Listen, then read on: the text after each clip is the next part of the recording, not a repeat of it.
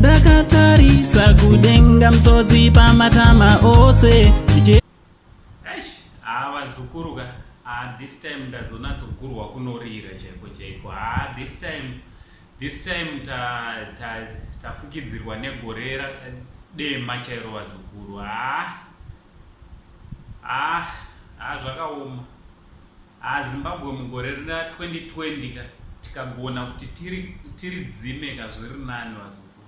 Kozi zvatawirwa nazvo zvakaoma. Right. Ndiri panapa vazukuru vangu kuti ndikuzivisei kuti Lazarus Boora Gringo, our legend, anga asiri kunzwa zvakanaka. Mwari vaita sokuda kwavo vazukuru. Gringo hatisisi naye, Gringo ainda vazukuru. Zvakaoma kuti nezuro takamuka tichitaura nhamo dzimwe. Nhasi tomuka zvakare tichitaura dzimwe nhamo. Unobva watoshayiwa kutoti upenyu hwedu takananga kupi chaiko. Vazukuru zvakaoma.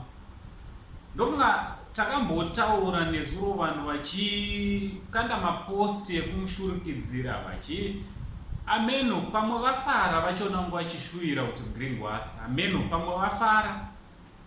Tisadaro vazukuru, tisadaro.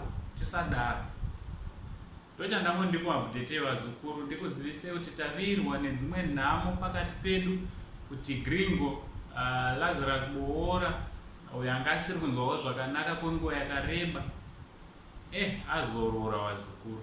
Tichiti nematambudziko kumhuri yekwaBoora, nematambudziko kushamwari, hama neshamwari, nesu kwatiri tose mhuri yeZimbabwe tarasikirwa nemukomana uyo anga achiti entertainer amenoti tichamuwanepo umwe achareplace Gringo. Haasi munhu anoreplaceka.